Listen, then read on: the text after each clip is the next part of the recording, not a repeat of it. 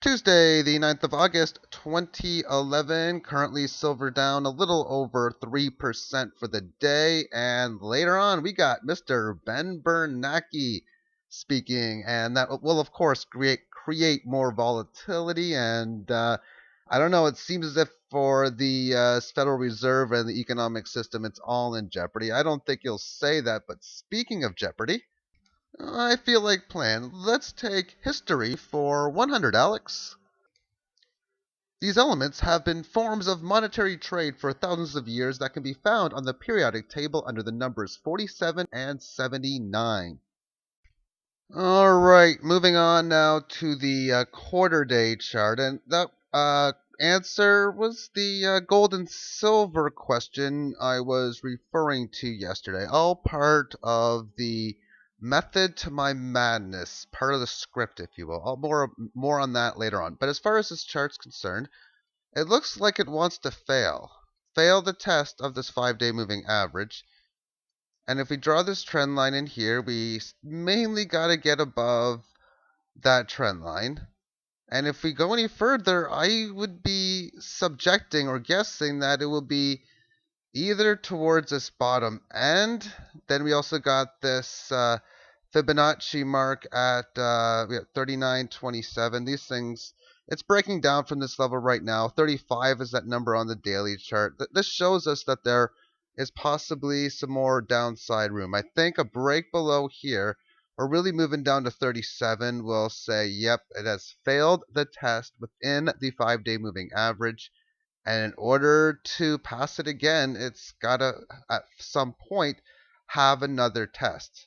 When that's the case, markets go lower and you come back to the 5, then there you go. You have another test. These tests occur many times a year. Sometimes you fail, sometimes you pass them.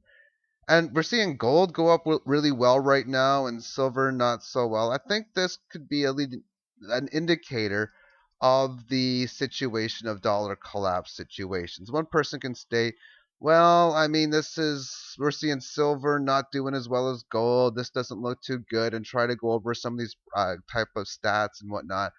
I look at this as this is the first time ever, at least in our lifetimes, that we've had a situation where fiat currencies are pretty much dying at this point, and this has never happened before. So we're pretty much chartering into new territory. Now, as far as gold levels are concerned, I want to go over a video that I did on December the 19th, 2010. And I was talking about how we were having a test at this 1336 level. And the way Fibonacci upside works is if you really break through an area without much conviction, very little or no resistance at all, then that usually means that you're going to burst right towards the next one. And when we look at this chart now, more updated, this is what we're going to see. We see, okay, no resistance here. And then it goes right to this level where it stabilizes here at this mark. And then it stabilized in here, found very little resistance. So it looks to me as if we're going to around 2000. And that's an area that I've been stating. It doesn't look as if the public, or as some people even call the sheeple, are really going to truly get it until gold reaches 2000. It's now reaching that level. And I do have another Fibonacci mark of around 1800 that I said in another video. And that's based on a totally different sort of Fibonacci. But I'm liking this one in here because I liked how it was resistance here. I liked how it was nicely resistance within here. And I wouldn't be surprised if maybe we find another area where it finds resistance. Now, as I forget who it said, somebody was mentioning that gold breaking like 1740 or 1750 to go parabolic. Well, the way I look at it is we've already had a parabolic move because we didn't find resistance here. If we don't find resistance here, that would be my level for where it would go parabolic, because that breaking through to two levels without really any resistance whatsoever, that is the way I look at it.